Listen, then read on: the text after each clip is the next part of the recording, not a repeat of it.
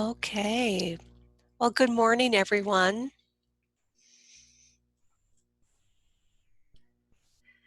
Welcome to April 28th. It's been a long couple of weeks. How's everybody doing? So, yeah. I don't know about all of you, but wow, last week was a doozy for me. Lots of stuff going on. Yeah, lots of things going on in the world, in my house, the job.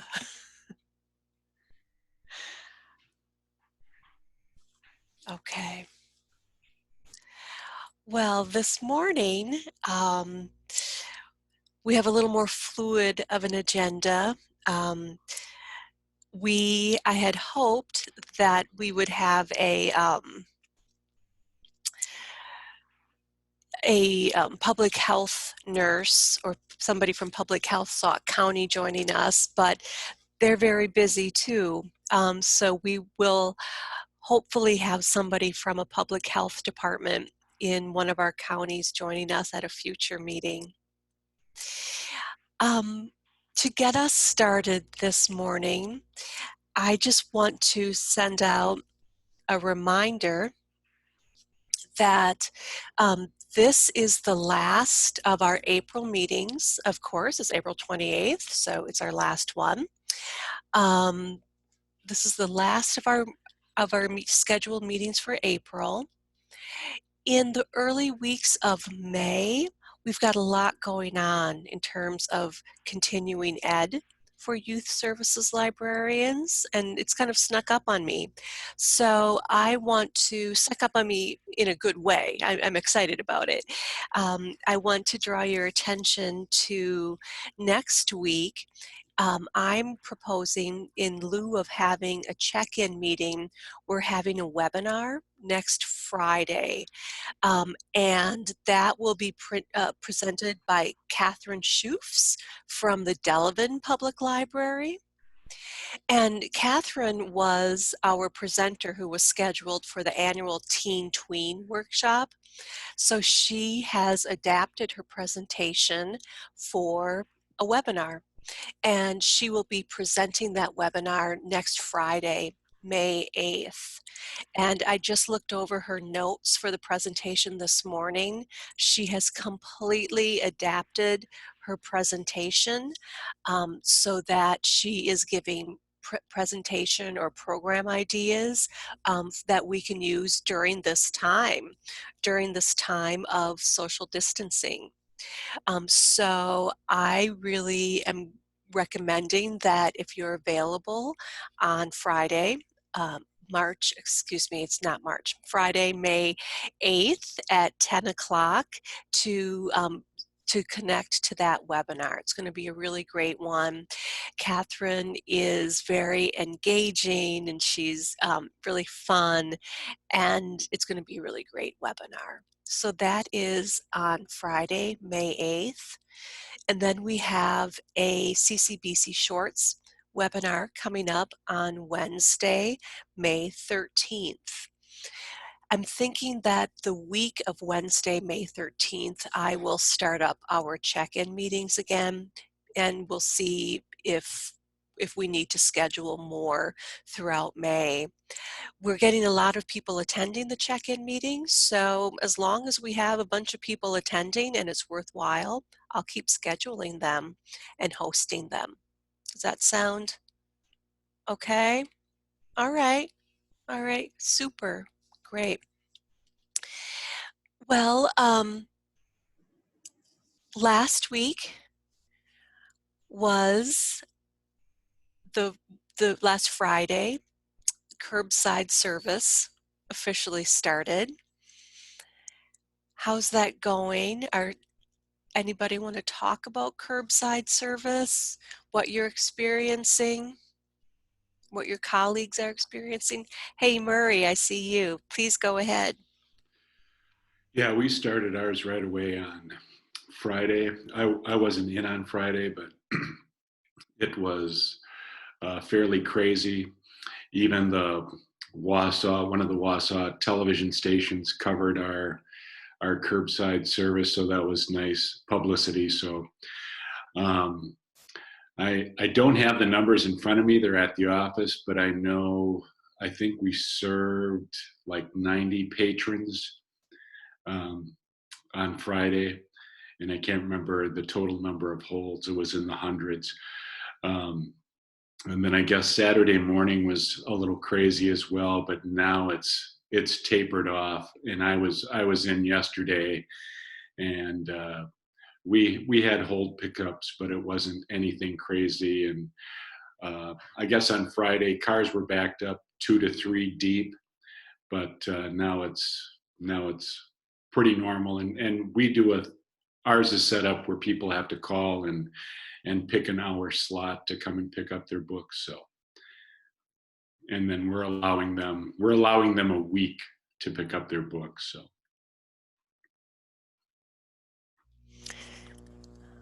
Thank you for that. In Cambridge, Patty says the patrons are appreciative. Baraboo started on Monday and their internet was down. So yay, Baraboo, you got through it.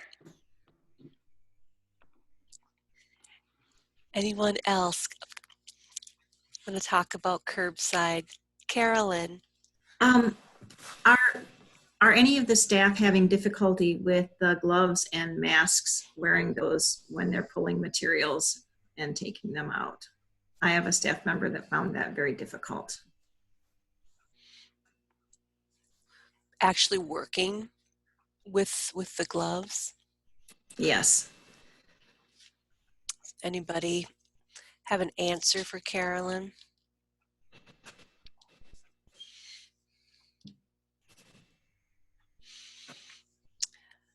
Does that mean everybody's doing fine with it? Nobody's having difficulties? Is it just my one staff member? I know at Macmillan, I haven't been there, so I don't know firsthand, but the plan was to only have people, it's a fairly large building, to only have people wearing masks if they are moving through the building or in a room with someone else. Otherwise, they can have it off. And I don't know. I don't know how that will work everywhere, but. My understanding was that when they're dealing with materials that the patrons are going to be getting, they were supposed to have masks and gloves on. Is that a misunderstanding on my part? No, it's not. It's you should, and we've actually, the problem we've had is people are coming for their pickups and wanting to hand us materials, and we're like, no, you have to put it in the drop box. It's just we have to be careful because we don't know what we are carrying, what other people are carrying.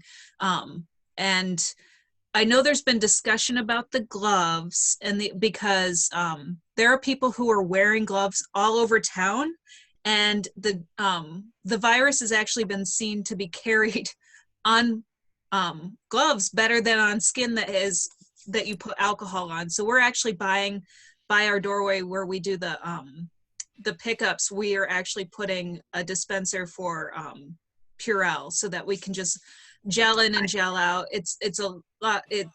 There's debate about whether the gloves are necessary. The mask will stop you from spreading, but if they're not wearing a mask, you're only like 25% protected, but it's still protecting you. It's better than nothing. And it's just something we're gonna have to deal with for a while. And right. Yeah. There's a lot of interesting comments going on in the chat, so I encourage you to take a look at the chat. Rebecca Miller-John from Madison has said that she has been sewing buttons onto baseball caps because of the discomfort of the elastic around our ears. That's a really great idea. I know just the masks, taking walks in my neighborhood, I'm always steaming up my glasses and getting used to masks. How, It is difficult. yeah, the new realities. Carrie from Baraboo mentions that the people who run the book bags out to the table wear gloves and a mask. Okay. Yeah, I think this is something that it's so brand new that we're still getting used to it. So Carolyn, I wish your staff member well who is having the difficulty with the gloves. Yeah, as Heather said, it's our reality right now. Okay, Murray. And then I would just like to check in with people. How are people quarantining their books in Marshfield? Before we opened up the pickup, we were quarantining books like seven days. Anything that was put in the Dropbox, we'd quarantine it for 7 days. Now we've moved to 4 days, and we have tables set up where the books and materials are slid from day 1, day 2, day 3, day 4 before they're reshelved. So I'm just curious what other people are doing. We're wiping down the plastic covers of the DVDs and CDs and any books that are covered in plastic. We're wiping those down once they come back in.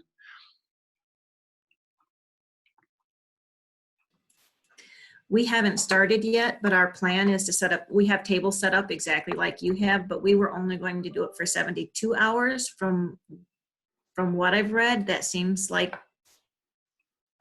that's what I've seen as the consensus is necessary for plastics. We are not planning to wipe everything down because we don't have enough wipes to do that. Yeah, that is the consensus at 72 hours. Our director wanted just to add one more day to be safe, so. Mm-hmm. Amanda, did you have a comment to make? I had a question for the people who are doing self-check. Have you encountered lots of people like banging on the doors, thinking they can come right in, get their holds, or just pick up off the street, or trying to talk to staff? Or has that really not been a problem?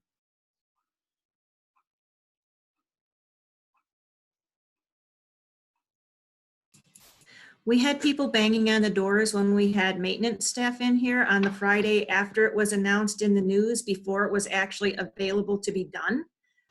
But since then, we've done our best to publicize how it really is going to work, and we haven't had any issues since then.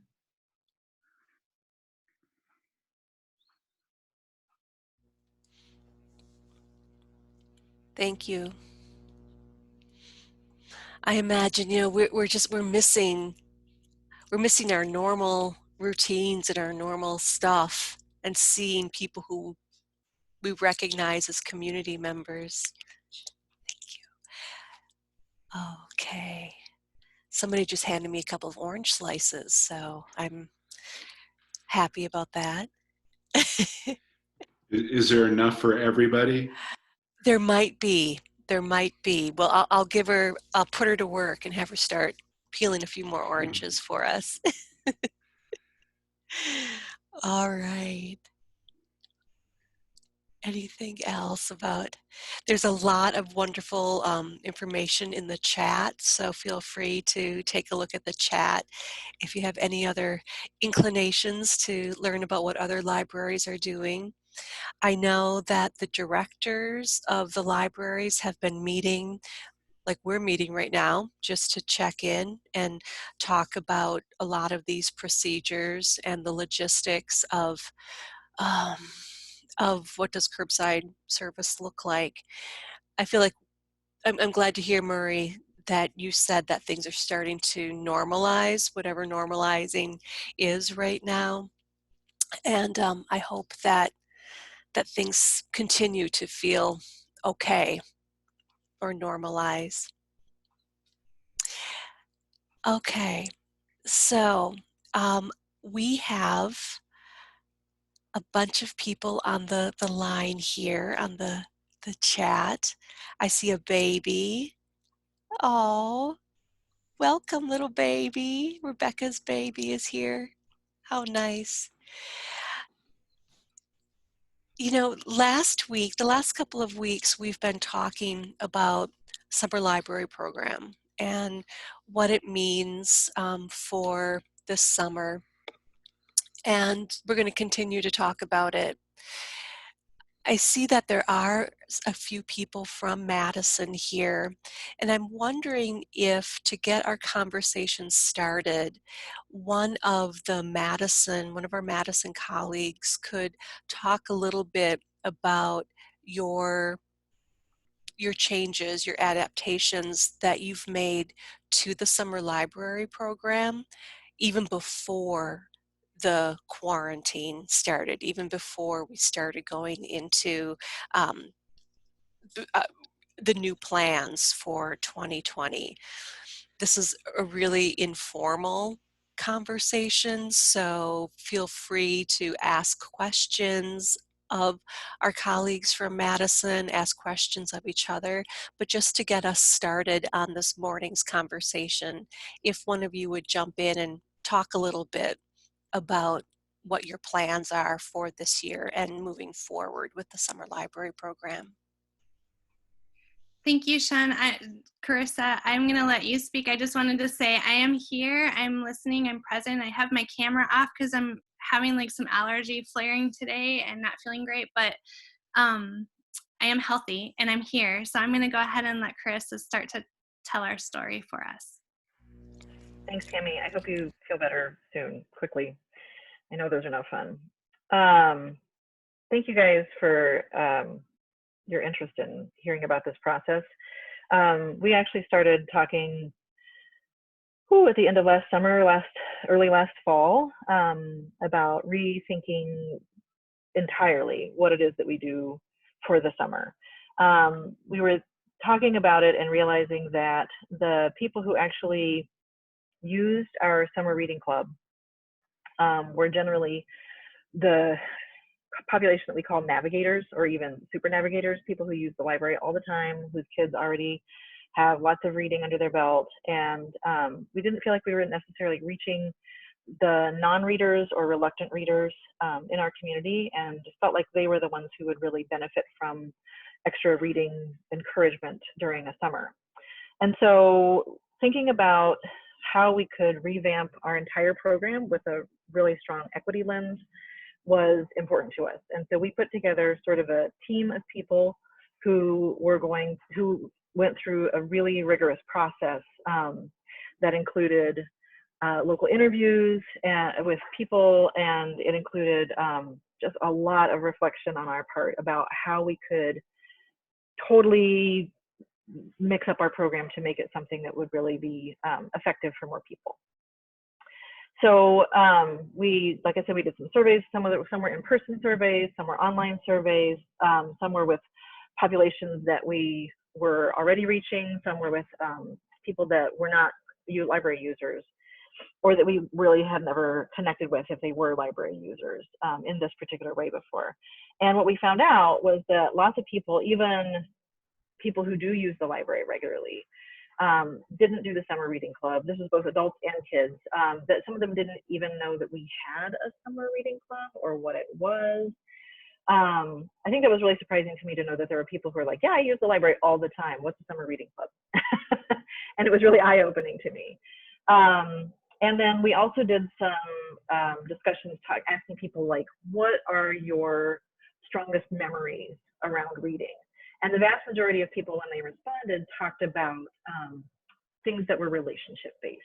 Either I remember my mom reading to me, or my dad, or my grandma, or my grandpa, or my special favorite aunt reading to me. Or one of my favorite stories was actually about a mom who said that she didn't really ever see herself as a reader until she became a mother. And her son, when he was young, would read to her. And she really wanted him to see her as a reader. And so that became her incentive, and that's why she now reads more regularly and considers herself to be a reader. And that was a super powerful story, right? About how other people reading around us help us to see ourselves as readers. The other thing that was a really strong memory for people, for what might have switched them from being a non-reader to a reader, was access to a large variety of books, and nobody telling them what they had to read, nobody telling them what they should read, but having access to a wide variety of books. Usually when they were talking about it, they weren't talking about a public library, interestingly. They were talking about like my aunt or my neighbor having a big library of books that they could just go and choose whatever they wanted to and read whenever they wanted to.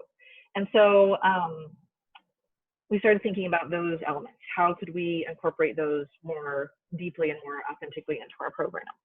We also, through our interviews, found out that the idea of tracking reading not only has dubious value for being an incentive to actually read and to see reading as a thing of beauty and value in and of itself, but it also was a big barrier for people. If people didn't want to have to keep track of a piece of paper all summer long, if they didn't want to have to write down the titles of the books that their kid read, if they didn't want to have to set a timer every time that they read with their child, then that's a barrier, and you're just not going to participate, right? And so we decided instead to figure out how we wanted to make a program that would capitalize on this relationship building aspect and also just to kind of be a celebration of reading. So we wanted to focus on the reading that families are already doing without having to lay more responsibilities on parents to try to track that reading. And also to think more broadly about what kind of reading is reading. So not all reading looks like sitting still with a big chapter book and reading for an hour, right? Sometimes reading can be listening to an audiobook or even listening to a podcast. Sometimes reading can be environmental text that we read in our communities when we're navigating around or when we're at the grocery store or whatever. Sometimes reading can be reading online or reading texts that you get from your friends or reading the instructions for your favorite video game. And we acknowledge that all of those are different types of reading and all of them have value in our lives. And so for our particular program, what we decided to do is to have a program that we're just going to call We Read.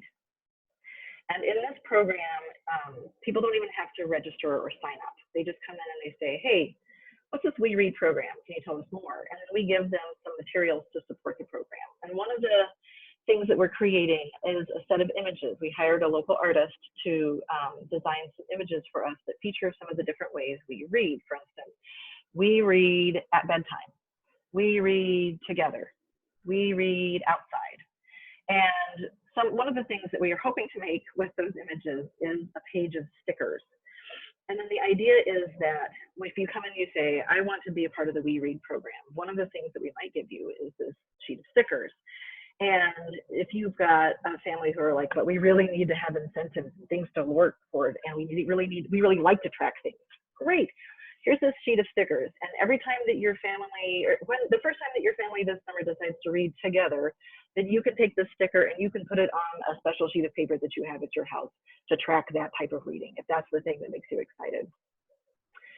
We have a couple other ideas about where they could put them, but the idea is that they can keep track of it however they want to. If you've got a family who is like, we're gonna lose that sticker sheet within the first 10 seconds of holding it, and they instead want to have their kid take those stickers and put them wherever they want to, on their car window or on their shirt or wherever. The idea is that we would hope, maybe not on your shirt because, you know, those get thrown in the laundry and then they get destroyed, but for most places that a kid might put a sticker, that if a family then sees that sticker later, they can see it as an affirmation. Oh, we do read together. Or they can see it as a reminder. Oh, I haven't read together with my kid for a couple of days. Maybe we should sit down and do that.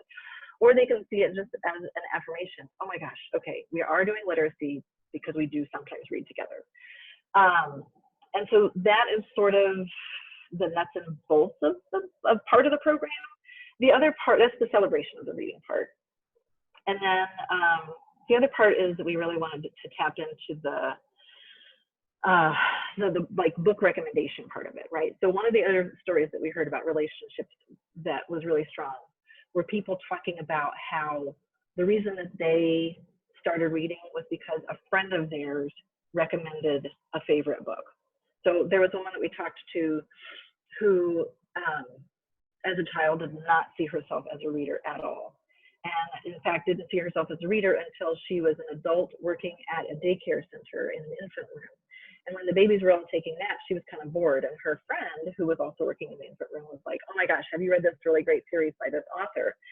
And so she was like, "Okay, I'll try it." And she started reading them. And then she got hooked to that series. And then she started reading more and more. And now she is an avid reader and reads all the time.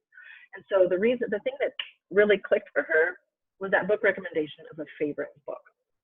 And so while we don't necessarily want kids to have to keep track of all the books they read, if they read something that they really, really love, or even if they have a favorite book that they first read 5 years ago, but they still love to read it over and over, we want to get those kind of pieces of feedback out into the community, right? And so actually, I'm really excited about we had talked about the idea of doing a social media campaign around this way early in the process when we were talking about this possibility, and we're like, yeah, but who's going to really participate? But guess what? Now they might actually might participate.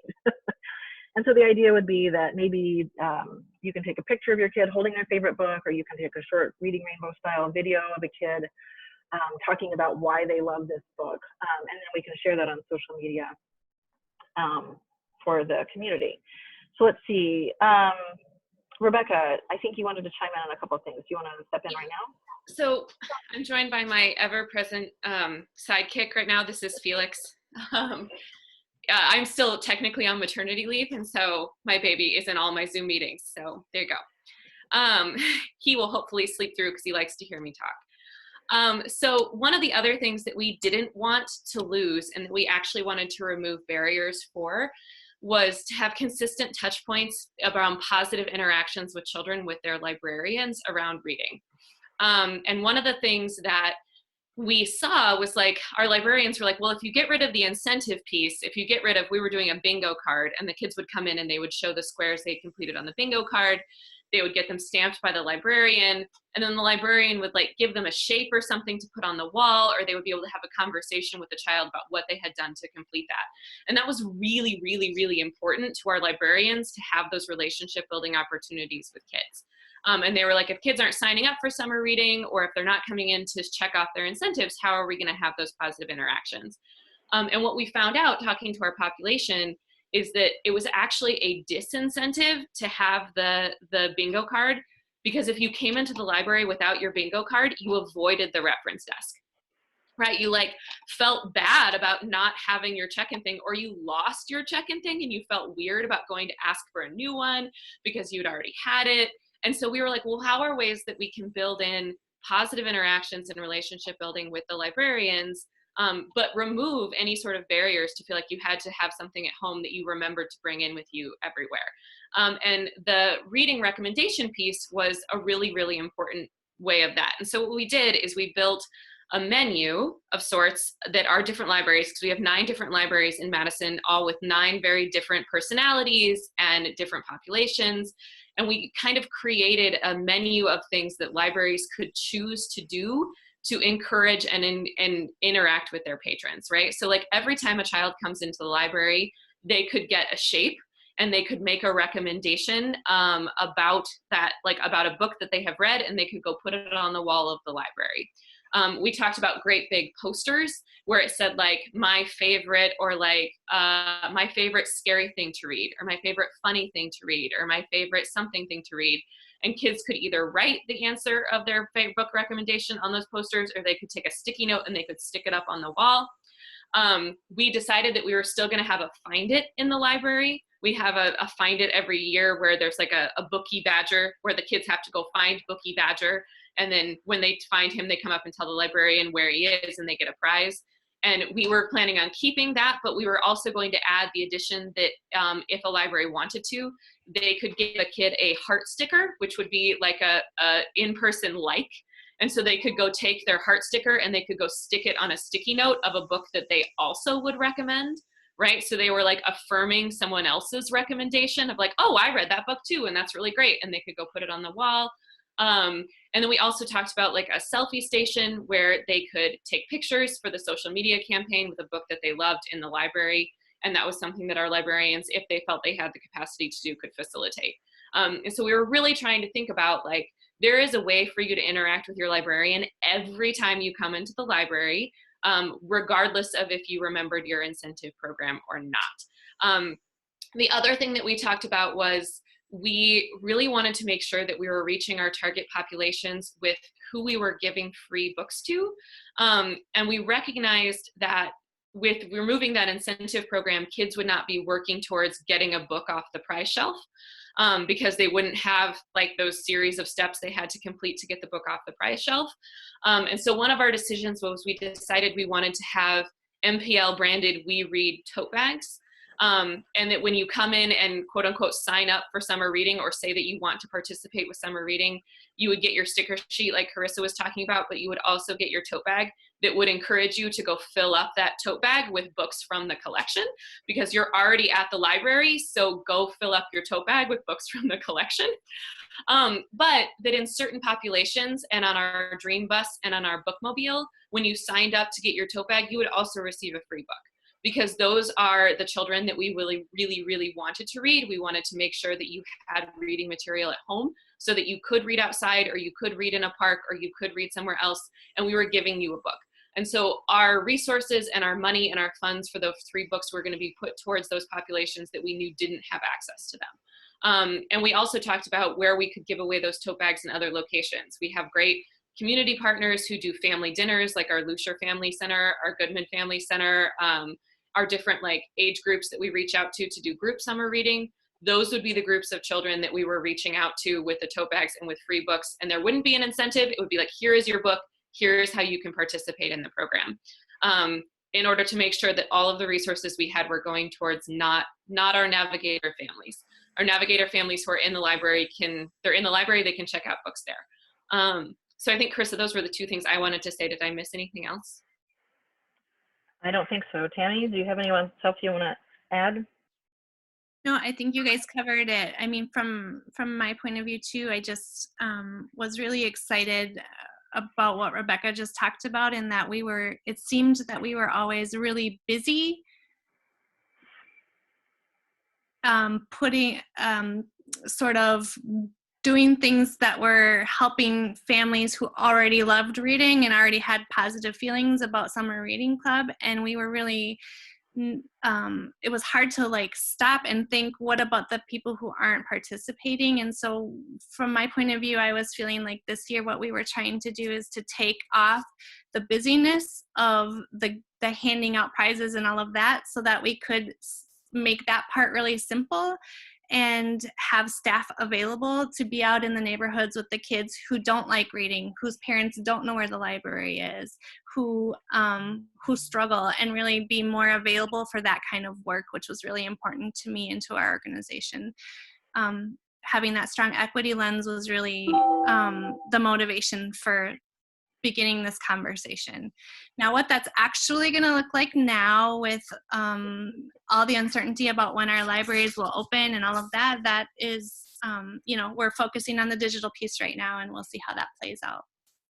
One more thing I was going to say is, in the past couple of years, we've also moved away from other prizes other than books, and we've been giving kids experiences. So we've had golden tickets that the kids receive at the end of the program, and that golden ticket is their passageway like into a very special program that we do. Last year we made digital comics with iPads and then printed them off so that kids could make their own comic book where they were the star. It was a really popular program, and we had over 600 people participate. We invited everyone to participate, even if they didn't have a golden ticket. If you were in the library that day, you could totally come, but the golden ticket definitely was an incentive. We made a big deal of the kids who came and brought it. And just to be clear, that wasn't 600 people at one program. That was, no, it was 600 right. people at 9 different libraries and at the Dream Bus across the month of August. Thank you, Carissa. Yeah. Okay. And each library had it, like, I think, well, each library had it at least 1 or 2 times. Yeah. And so there were many opportunities to participate if that day didn't work for you. Yeah. But I just want to clarify. And so we talked about another thing is we wanted to keep that experience based. And so we were planning on having a kickoff program, at each one of the libraries that would encourage people to come in and get their tote bags all in the month of June. And there would be an artist-led program that would encourage them to like get in the door and, register, even though we weren't actually collecting registrations. And then we would also have a capstone program at the end that would encourage people to come in and celebrate how much they had read in the summer. We know now that programming is not a part of what we're doing for summer. And so we're trying to figure out how we digitally support those things. And those are definitely things we're planning on keeping for next year, but they probably won't be happening this year. So what questions do you have? I do want to point out that in the notes, Tammy, or in the chat, Tammy also gave credit. Thank you, Tammy, for the design thinking process. We hired a professional to come in and actually help us work through this process because it was feeling overwhelming and feeling like we'd talked about the same things over and over and over and over. And having somebody from the outside come in with a specific process for how to walk through making big changes like this was incredibly powerful and helpful. And I don't think that we would have been able to get where we are without that help. So a big thanks to Lee, our design thinking specialist, who helped us out with that.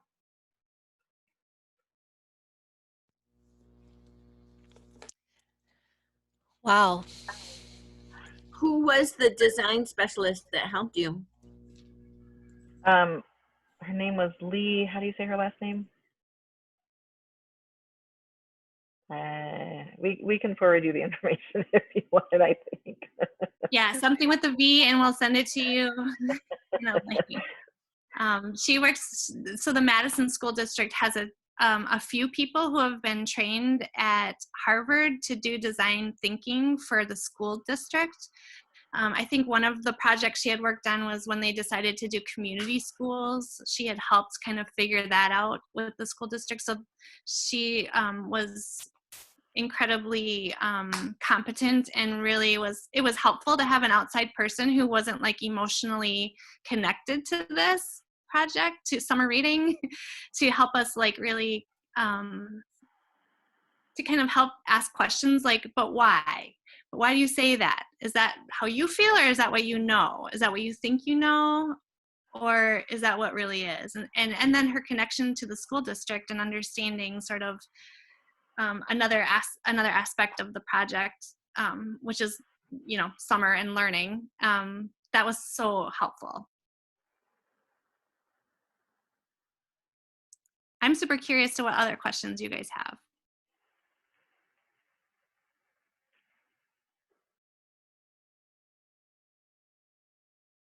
How do we do this with 2 weeks to go till we start? Well, to be fair, Karen, I think that our program, even with all the prep that we have done, is going to be just a tiny representation of what we really hope the full program will be for next year. So, I mean, I think at this point, the most helpful thing is going to be kind of putting a different lens on observing this summer. What do you notice about how your patrons interact with summer reading? What kind of comments are you getting from them? Who is coming in? Who isn't coming in? And like really take note of that, so that if you do want to delve deeper into this for summer of 2021, you've got more data to take to the people who need to give the go-ahead for this kind of a project, right? To say, this is who I saw, this is who I didn't see, these are the concerns I have, these are the questions I have, these are the curiosities I have. Maybe even do some interviews like we did, right? And talk to the people who come in. Figure out where you can find the people who don't. That's the hardest part. If they don't come into the library, how will we find them, right? And so thinking about what places or online places or not online places that you can find them right now, which is extra tricky. But yeah, I mean, it also feels very weird to bring this to the group as like, here's this great thing we're doing, and we have no idea how it will turn out. It could be an utter flop, and we have no idea, right? This is a big experiment. And so I guess we are inviting you along on this journey of watching this big experiment and seeing what happens. Or maybe half of it will be great and half of it will be completely awful, and we don't know. So it's a little scary and weird, but we also wanted to bring it to you just because I think that the process of breaking out of, well, we're going to do it because this is the way we've always done it, is a really important process and a really important conversation to have. Well, and I think, I mean, we're still navigating what we can do this summer, right? And like what we're allowed to do, because we've made the call that we're not having large scale programs at the library this summer. just because we don't know what's happening.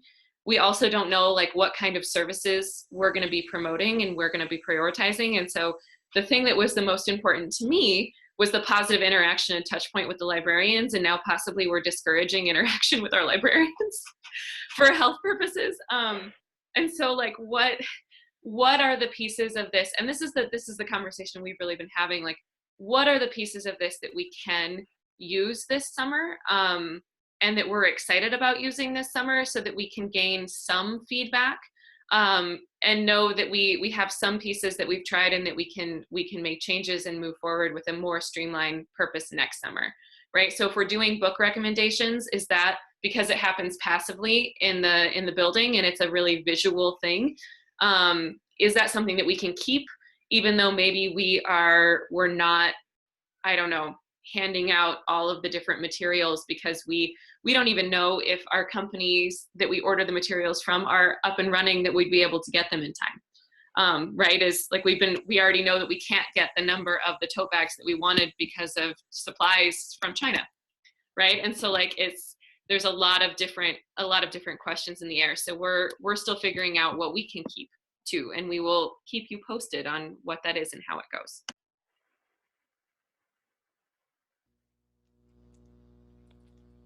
Karen, I was thinking, I mean, I don't know that there's anything that we can do to stop everything and start a new thing this year for sure. But I think some of what Chris has said sort of touched a chord with me in that you're planting the seed that you're going to start using a new lens and looking at what isn't happening in your program and asking who isn't participating, as well as what is the goal? Like, what am I trying to do here?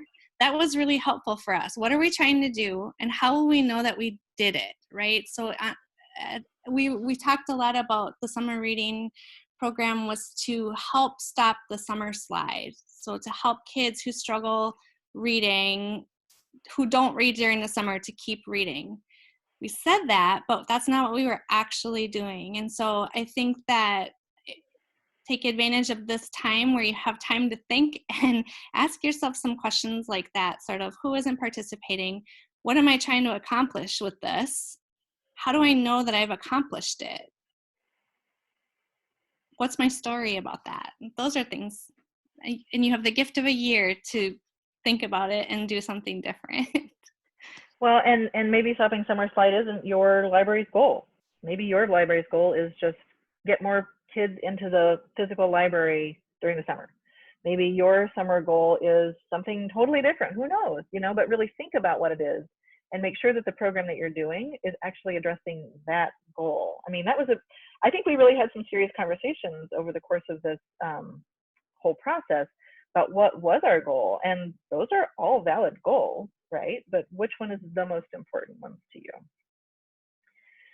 Yeah, Karen. We just, right before this all hit, we just started the process of a strategic plan.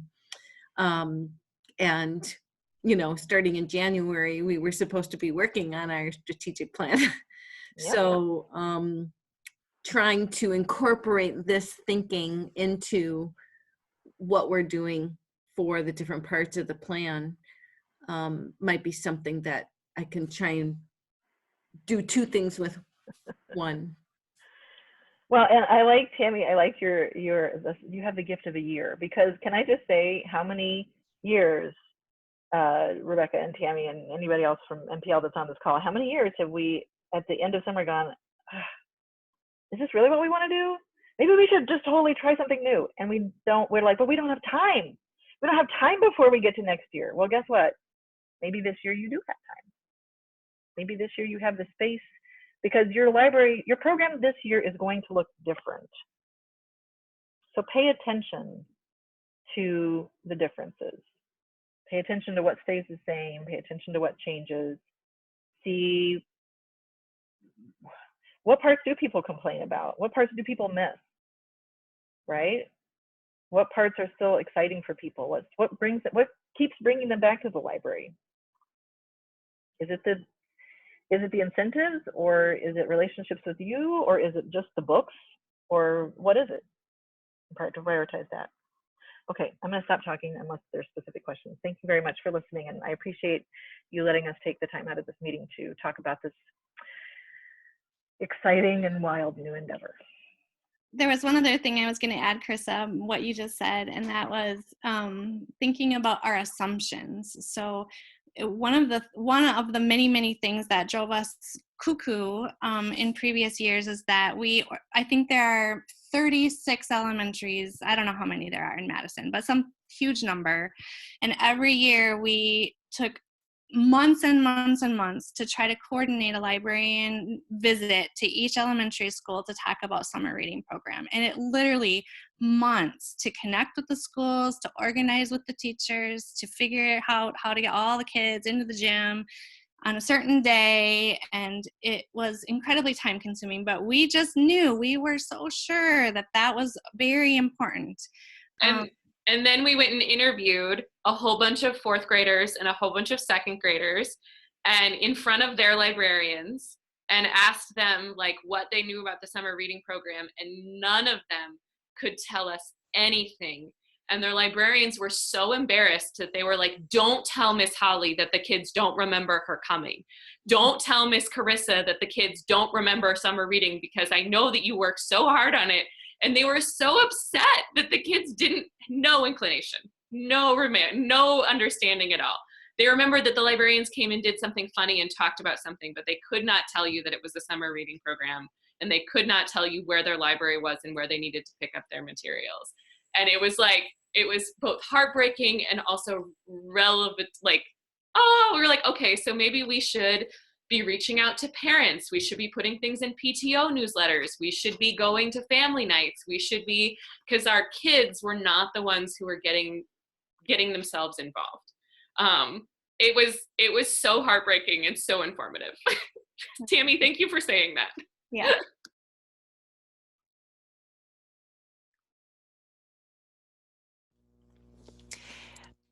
Well, thank you, the three of you, for giving us all of this information. And I jotted down a whole bunch of notes, thinking about how maybe what can I do to support the rest of us who haven't had the design thinking person come and help us reevaluate our programs.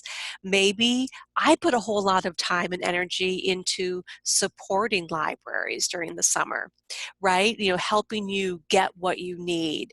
We used to have, it was called the Summer Library Program Workshop, and I used to put a whole bunch of time into that workshop. I'm looking at people on this call who have helped me with that workshop. Yep, Carissa and Karen. And we always put so much time into that one specific day, that one workshop, and it was worth it, like I'm glad to do it. But what would it look like for me to kind of take that time and spread it out over the whole year, or during a planning period, to maybe bring groups of people together to have this type of conversation?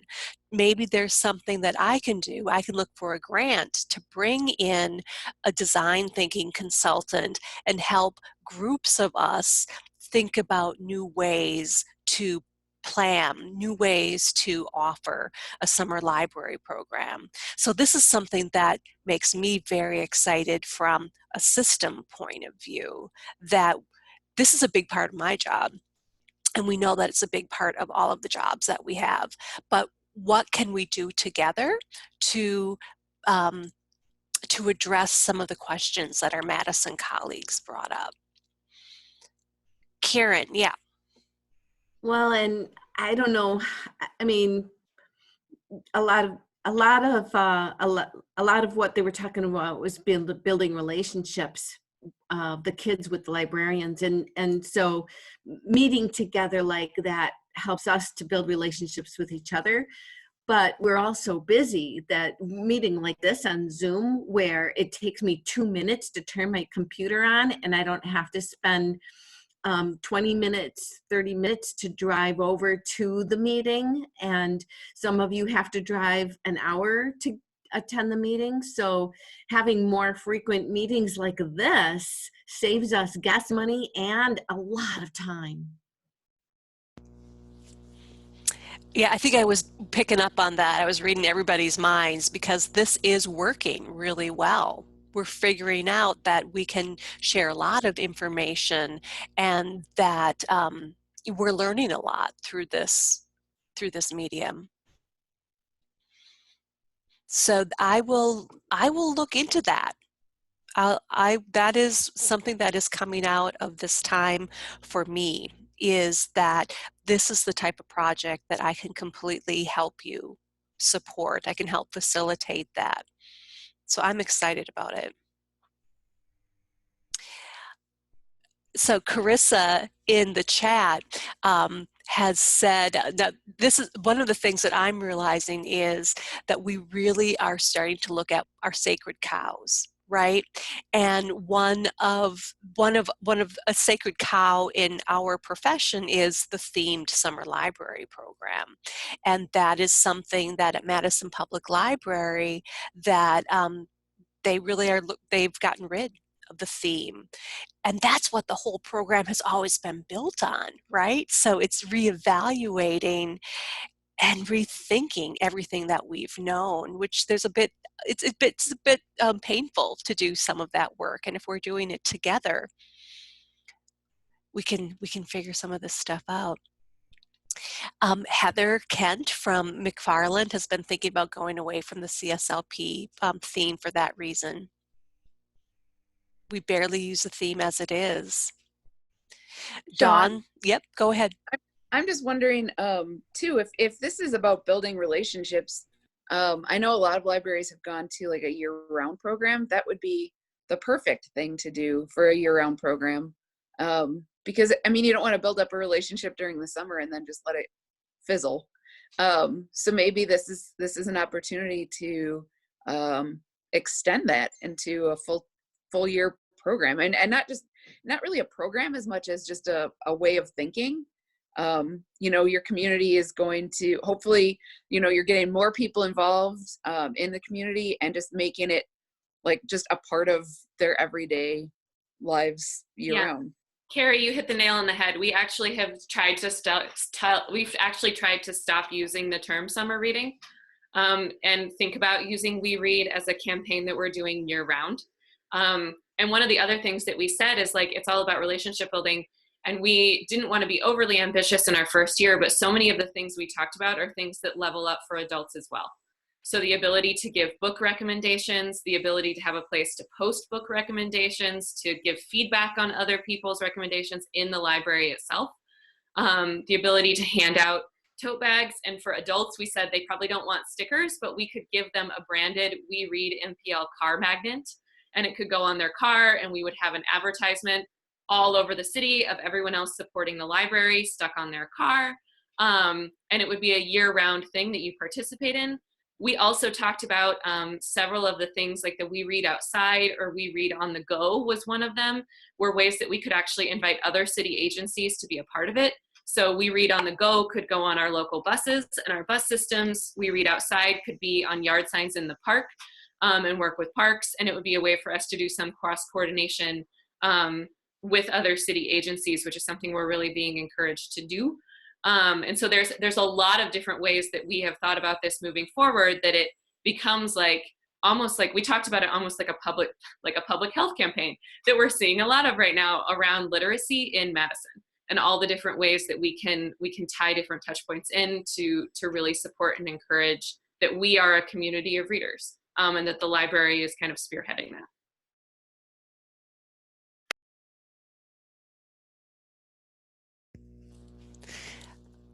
I'm so excited about this. Oh, go ahead. Just going to say, Carolyn, I mean, the We Read is the phrase that we have come up with, and we're developing a whole campaign around it. I don't know. I don't really have a good answer. Tammy, do you have an answer to respond to that? But it wasn't like something that we got from some other organization and that we're using. It was just basically a distillation of like, what's the shortest way to say the thing we're trying to say? Yeah, I don't know. I don't have a great answer either. I think that our hashtag that we are planning on using for social media is We Read Madison. And so if you wanted to use We Read in your location, that would be, I think that that's okay. I know that the materials that we are paying for, like Carissa said, the images and then the text specifically from the author are things that we probably would keep kind of in our own library system. But the phrasing and the usage of it, I don't think is an issue at all. Does that, Carissa, does that make sense? Yeah, I think so. I mean, honestly, if the power of CSLP is that all the libraries have the same theme, then maybe it's not a bad thing. I was just going to add too, I agree with what you said. That's fine. Also, we kind of were thinking when we did that there are other organizations in Madison that do their own summer reading. And I think there was like a comment in the beginning, like, gosh, I wish we could just all be on the same page and have the same message to the community. Wouldn't that be awesome if it was like Madison Reads? And then we realized that there are political implications to that, and it's tricky, and it doesn't just happen. We're going to work on that, but our line of thinking was We Read is the beginning of our community reads. The Boys and Girls Club, they have their own reading program, and that's reading, that counts. We Read, they could promote We Read because they're doing it too in their way and stuff like that. Karen. And for us, because we're surrounded on 3 sides by Madison, our patrons don't differentiate between the Madison libraries and our library. They visit all the libraries. That's how I got my job at Monona Library, because I'm a library hopper. I would go to all the libraries. And we find that many of our patrons visit all the libraries. I had a little girl who had a book that she wanted. She went online, she saw that it was in Baraboo. Her dad drove her up to Baraboo.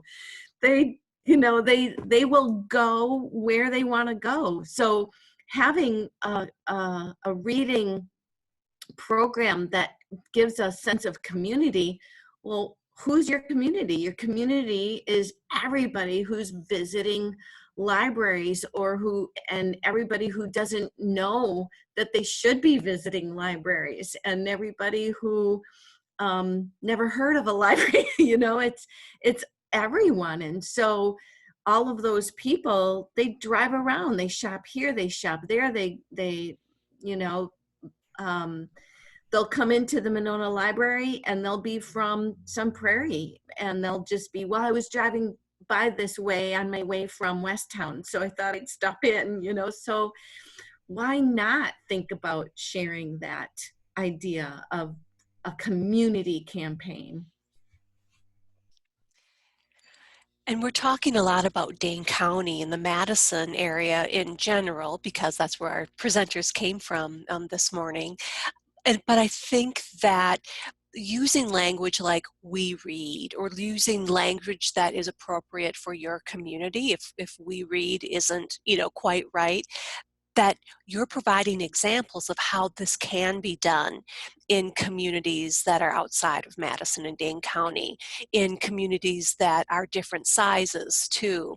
And I think that's something that the beauty of working together would be, that we could find libraries of similar sizes to connect with each other, even though one library might be in Greene County and the other library in Wood County, that we can bring people together and share ideas, and especially share these approaches and planning methods is something that the system could definitely support and get behind. And I think that is one of my roles, and it's something that I get really excited about. Yeah. Oh, I feel more awake than I have in the last 6 weeks. So this is really exciting. Thank you, all of you from Madison, for sharing your ideas. And thank you for sharing your ideas. I think that as a community of librarians, that we are really great about sharing ideas, that we're not, that you didn't hold on to it, and that you're sharing with us. One of the ideas that I came up with as we were discussing and looking at the chat is this type of approach really takes away any sense of competition between libraries too. That sometimes has been not a big issue, but I know that it has come up. Well, if you participate at ABC Library, then you can't participate in a program at DEF Library. That we all have the same goal, and we're not in competition with each other. And this type of approach really supports the community program that I'm seeing people talk about in the chat. So thank you. There's a lot of really great information in the chat that I'll capture in our notes. I recorded this meeting, so we will have this meeting to go back to because so much great information came out of it. Are there any final questions before we say goodbye for this week? Please, please, please continue the conversation using Kids List or Teen Talk. Reach out to me or to each other. Karen, it looked like you had your hand raised. I was just going to say, how many of you are going to run from this meeting and jump right on to see Carmen Didi reading her book? Oh, I was kind of missing that she was doing a live reading at 10:15. I was like, which one do I go to? well, I'll let you all go so you can go find somebody else to listen to. But in the meantime, thanks so much. We'll see you all very soon, and be well. Bye-bye.